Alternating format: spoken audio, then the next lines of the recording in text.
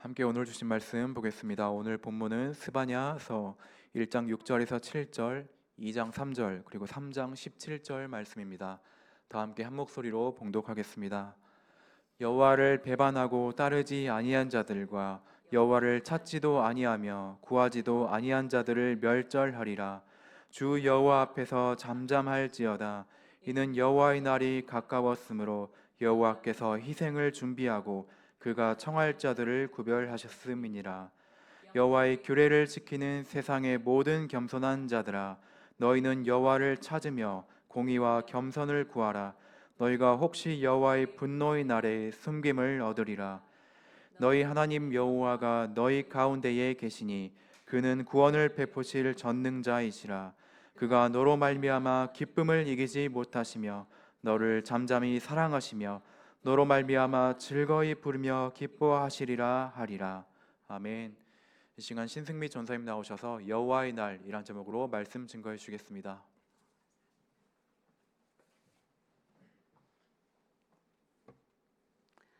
오늘 말씀은 스바냐 1장과 2장과 3장 말씀 전체를 함께 나누도록 하겠습니다.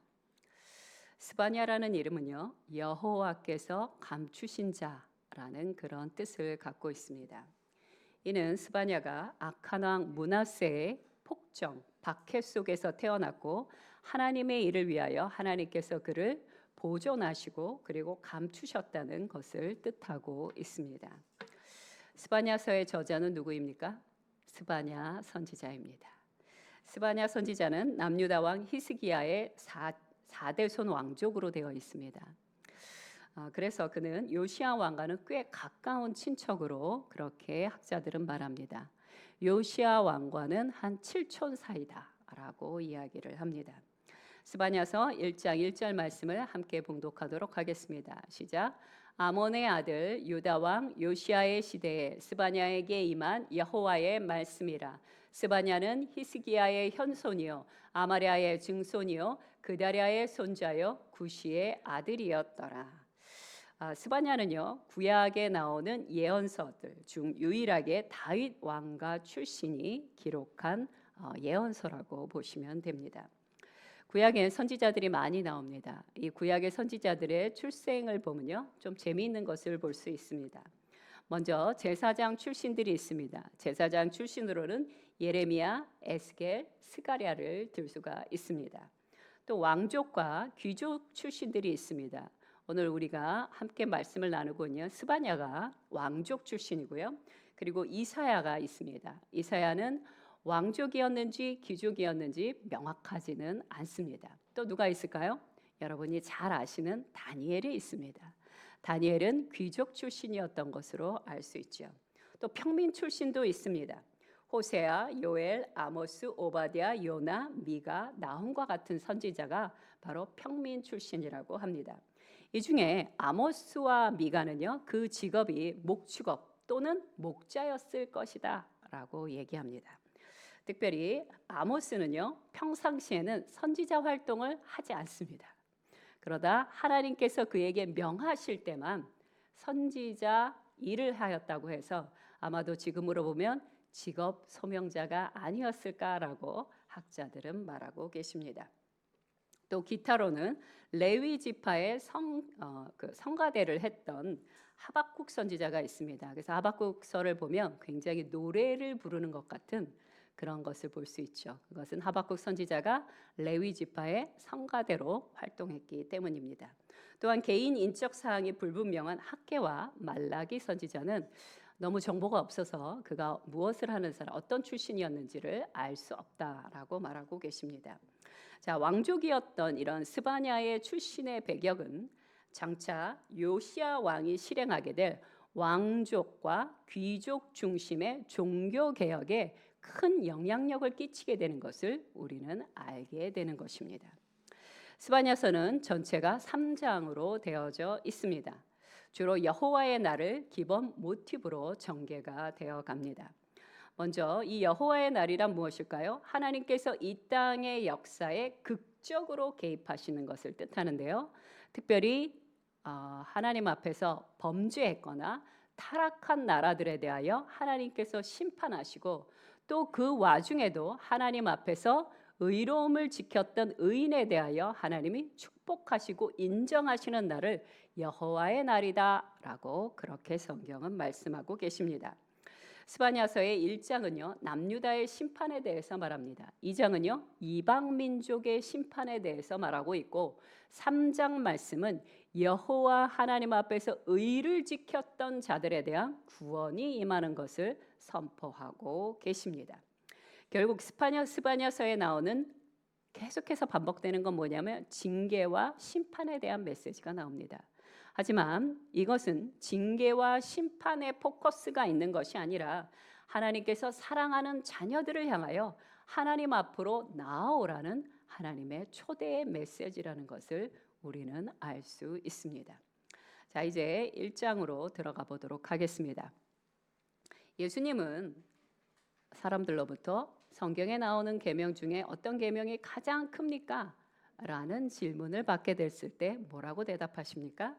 주님은 신명기 6장 5절 말씀을 인용하십니다. 그 말씀을 함께 보도록 하겠습니다. 마태복음 22장 37절부터 38절 초반절 말씀입니다. 시작. 예수께서 이르시되 내 마음을 다하고 목숨을 다하고 뜻을 다하여 주 너의 하나님을 사랑하라 하셨으니 이것이 크고 첫째 되는 계명이요. 아멘.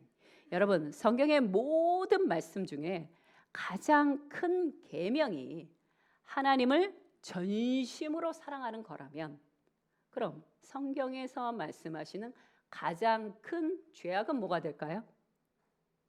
하나님이 아닌 우상을 섬기는 것이 가장 큰 죄가 되는 것입니다. 자, 남유다는요 바로 이 가장 큰 죄에 빠져 있었습니다. 그래서 하나님은 뭐라고 말씀하시냐면 우상 숭배자들에 대하여 다른 표현을 하겠습니다. 하나님의 백성이었으나 하나님을 버린 자들에 대하여 심판을 선포하십니다. 스바냐서 1장 4절에서 하나님께서는 바알과 그마림과 그 제사장들까지 멸절하시겠다고 선언하십니다. 이 4절에 나오는 그마림, 이 그마림은 도대체 뭘까요? 생전 처음 듣는 단어일 것입니다. 그마림은요 검은 옷을 입고 바알을 섬기는 제사장들을 그마림이라고 합니다. 스바냐서 1장 5절 말씀 함께 읽도록 하겠습니다. 시작.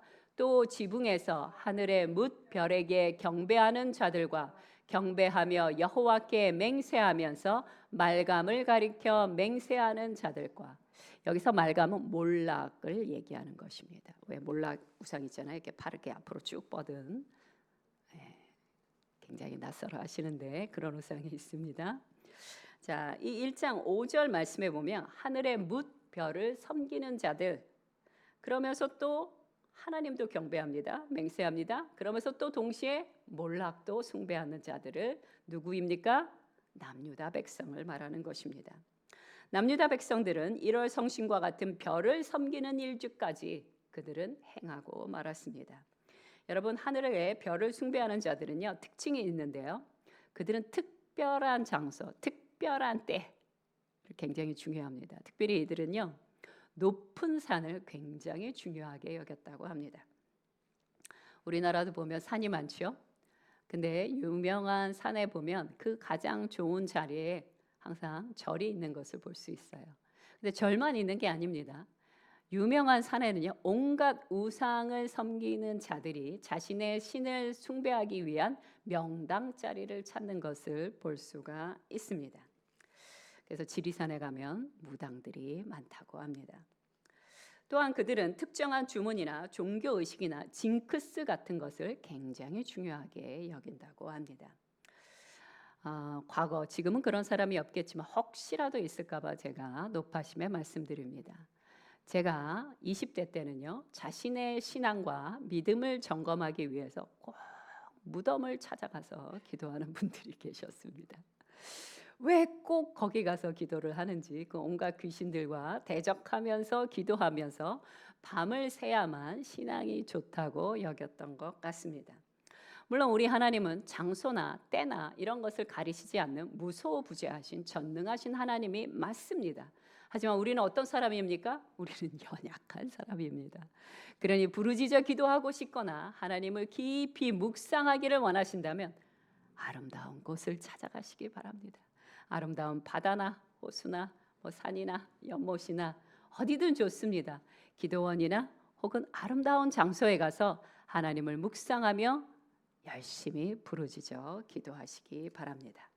자, 1장 6절에서는 하나님을 거절한 모든 자들에 대한 심판을 선포하십니다. 스바냐서 1장 6절 말씀 함께 읽겠습니다. 시작. 여호와를 배반하고 따르지 아니한 자들과 여호와를 찾지도 아니하며 구하지도 아니하는 자들을 멸절하리라.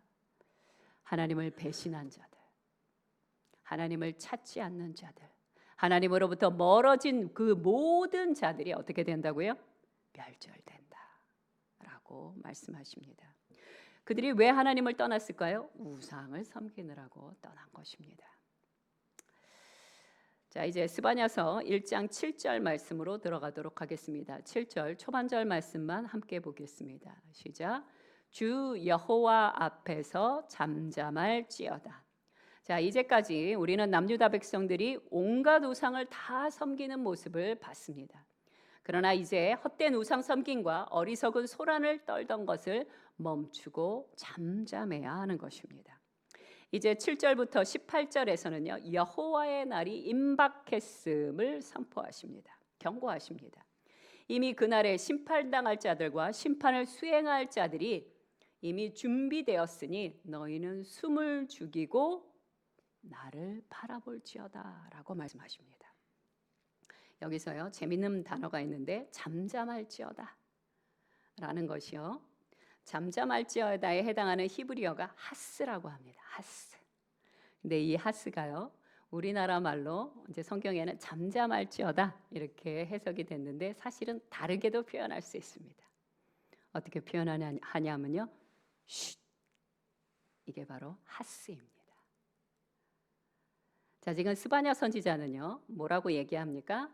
주 여호와 앞에서 쉿. 조용할지어다. 이렇게 말씀하고 계시는 것입니다.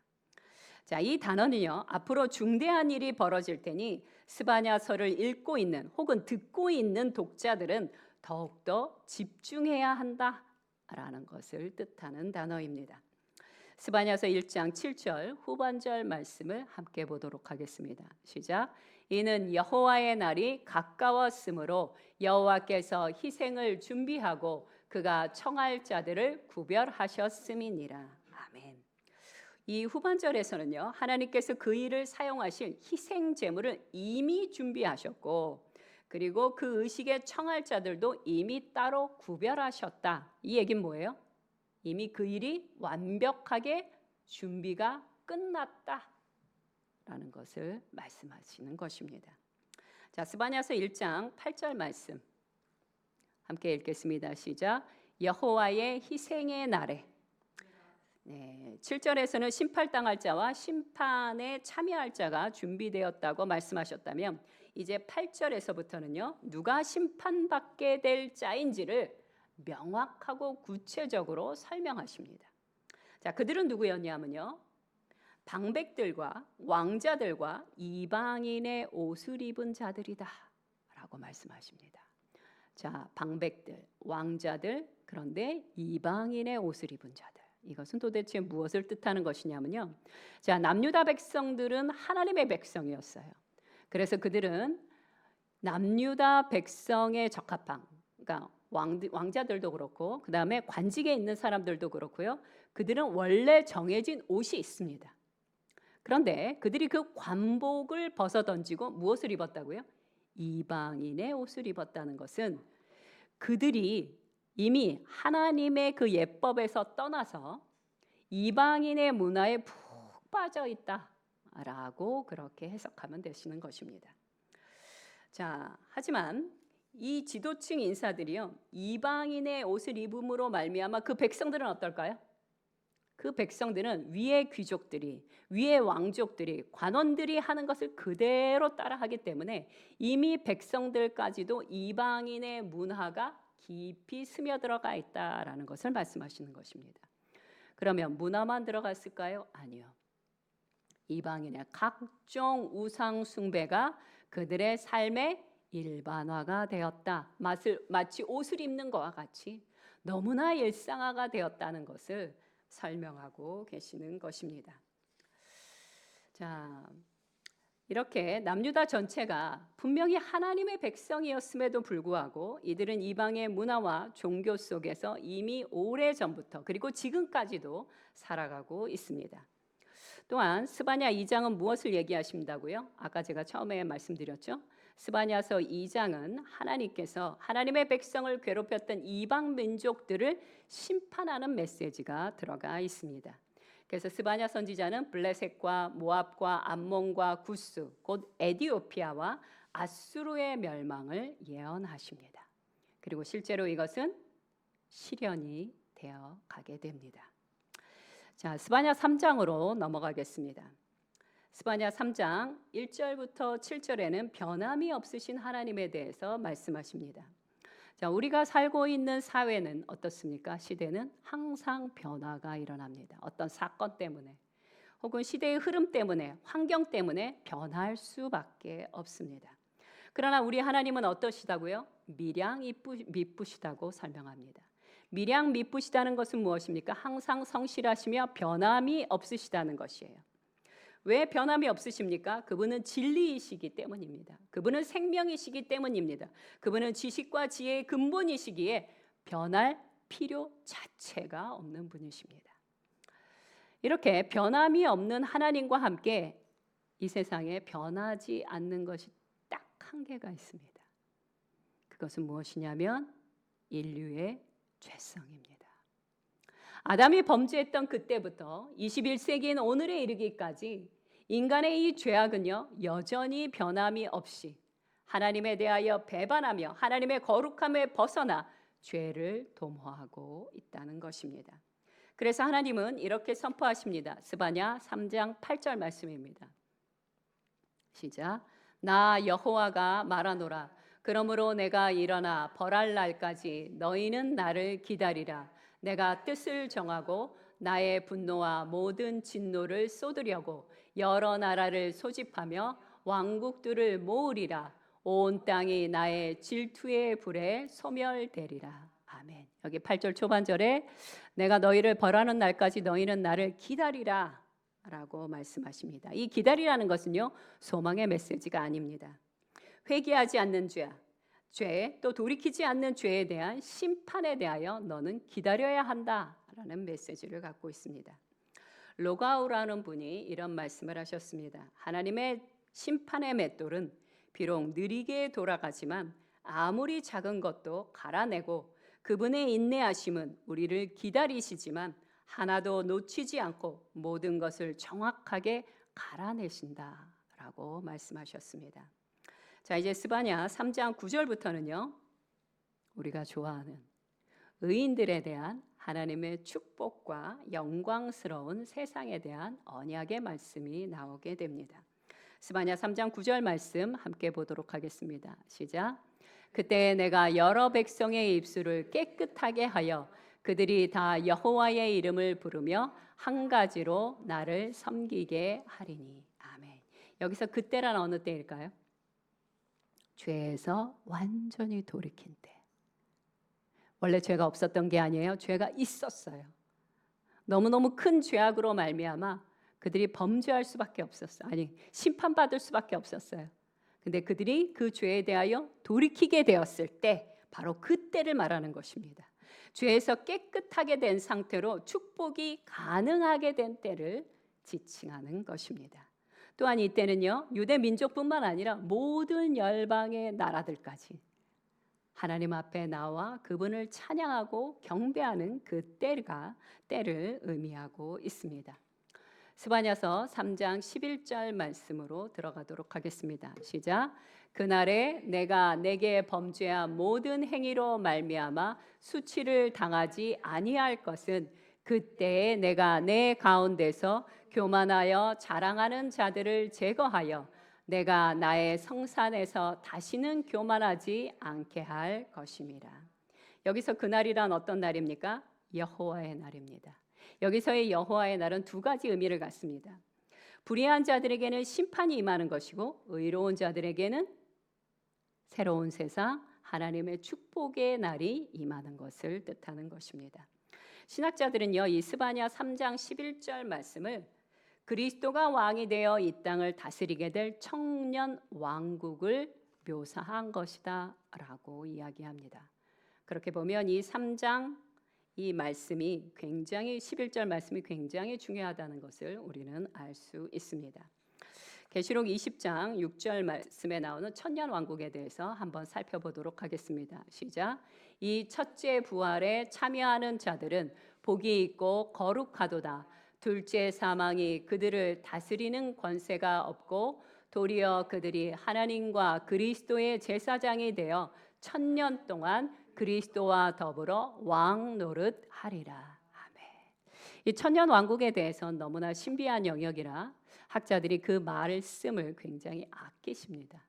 그래서 무엇라고 말할 수는 없지만 명백한 것은 이 스바냐서의 말씀이 3장의 말씀, 의인들을 향한 하나님의 이 축복의 메시지가 곧 이 천년 왕국과 연결된다는 정도만 이해하시면 좋을 것 같습니다.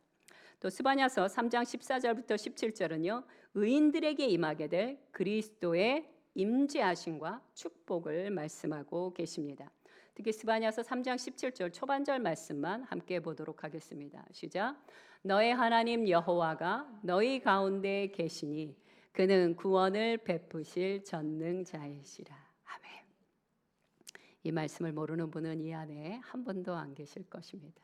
어릴 때부터 우리가 늘 불러왔던 찬양의 말씀이죠. 자, 그런데 여기서 전능자, 이 전능자가 히브리어로요 좀 재밌는 발음입니다. 끼뽀르라고 합니다. 이 끼뽀르는 무슨 뜻이냐면요, 모든 전투에서 우리를 승리케 하시는 하나님. 끼뽀르. 외워둬도 좋을 것 같습니다. 전능하신 하나님, 끼뽀르 하나님. 우리가 지금은 망하는 것 같고, 지금은 멸망하는 것 같고, 지금은 밑으로 떨어지는 것 같을지라도, 그러나 결국은 우리를 구원하시고 결국은 우리를 축복하시는, 우리를 날마다 승리케 하시는 하나님, 끼뽀르 하나님. 그 하나님에 대해서 송축하고 있는 것입니다. 그러니 하나님의 말씀이 우리를 주장하도록 주님께 내어드려야 하는 것이에요.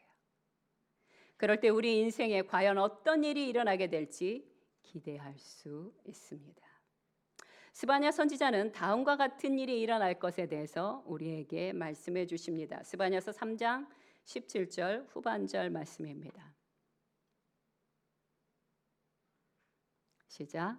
그가 너로 말미암아 기쁨을 이기지 못하시며 너를 잠잠히 사랑하시며 너로 말미암아 즐거이 부르며 기뻐하시리라 하리라. 아멘. 비록 과거에는 분노와 진노와 또한 심판의 대상자였습니다. 하지만 거기서 돌이켰습니다. 거기서 돌이켜 용서받은 후에는 하나님의 사랑과 기쁨 그 자체가 된 것입니다. 이것이 어떻게 가능하냐고요? 하나님 안에서는 가능합니다. 마치 신랑이 신부를 기뻐함 같이 하나님은 우리의 존재 자체로 말미암아 우리를 기뻐하십니다. 주의 백성이여, 주의 자녀여. 자녀를 키워보신 분은 아실 것입니다. 자녀가 내게 무엇을 해줬기 때문에 기쁘던가요? 아니요. 그냥 그 존재 자체가 기쁩니다. 행복합니다. 마찬가지입니다. 우리의 존재가 하나님 앞에서 있는 그 모습 그 자체로 아무것도 못할지라도 오직 여호와 하나님을 바라고 찾는 그 백성으로 말미암아, 그 아들과 딸로 말미암아 하나님의 마음은 기쁘고 즐거워하십니다. 결론을 말씀드리겠습니다. 오늘날 세상에서 가장 큰 부자 중에 한 명은 빌 게이츠입니다. 빌 게이츠의 재산이 더 많아졌겠지만 528억 달러였다고 합니다. 그런데 빌 게이츠의 재산과는 비교도 되지 않을 만큼 기네스북에 올라 있는 최고의 부자가 계십니다. 누구일까요? 록펠러입니다. 록펠러의 재산은요, 1913년도에 9억 달러나 되었다고 합니다. 이 9억 달러는 현재 가치로 환산하면 1,900억 달러. 그러니까는 빌 게이츠에 비하면 4배나 많은 재산이에요. 그러니까 우리로서는 상상이 되지 않는 어마어마한 재산입니다. 그는 그리스도인이었기에 1922년까지 수십억 달러를 자선단체에 기부했고 자신은 2천만 달러만 소유하고 살았다고 합니다. 그런데요, 이 세상에서 돈과 재산은 분명히 우리를 든든하게 보호해주는 보호막이 됩니다. 하지만 온 세상의 돈을 다 합친다 해도 심판날 우리를 구원해 줄 수 없고요. 또한 천국 티켓을 그 엄청난 돈으로 구매할 수도 없습니다. 아무리 선택받은 백성이라도 만약 죄에서 돌이키지 않는다면 그 누구도 구원을 받을 수는 없습니다. 자, 그럼 이제 우리는 어떻게 해야 할까요? 스바냐서 2장 3절 초반절 말씀이 그것에 대해 말씀해 주고 계십니다. 스바냐서 2장 3절 초반절 말씀입니다. 여호와 하나님을 찾으라는 것입니다. 너희 겸손한 자들아 여호와를 찾고 겸손을 구할지어다. 나의 상태가 어떠하든 상관없습니다. 하나님은요, 내가 죄를 지었건 내가 절망에 빠졌건 내가 어긋난 생각을 했건 상관없습니다. 돌이키는 자, 회개하는 자를 깨끗게 하시고 다시 받아주십니다. 그러므로 우리는 날마다 어떤 상황에서도 창조주 여호와 하나님을 찾아야만 합니다. 하나님을 기뻐하고 그 사랑 안에서 넉넉히 누리며 사는 여러분과 제가 되기를 간절히 소망합니다. 함께 기도하시겠습니다. 우리가 오늘 첫 번째 기도해야 할 것은 이것입니다. 내가 예배도 드리고 정해진 시간에 기도도 하는데 내 마음이 혹여 하나님으로부터 멀어지지는 않았는지, 걱정과 근심과 염려와 다른 것에 내 마음이 빼앗겨 주를 찾지 못하고 있는 것은 아닌지, 그렇다면 오늘 이 시간 회개함으로 다시 주님 앞에 그 마음의 초점을 옮기시기 바랍니다. 하나님을 찾으시기 바랍니다. 전심으로 찾으시기 바랍니다. 그리고 그분의 인도하심에 순종하기를 간구하시기 바랍니다. 함께 기도하겠습니다.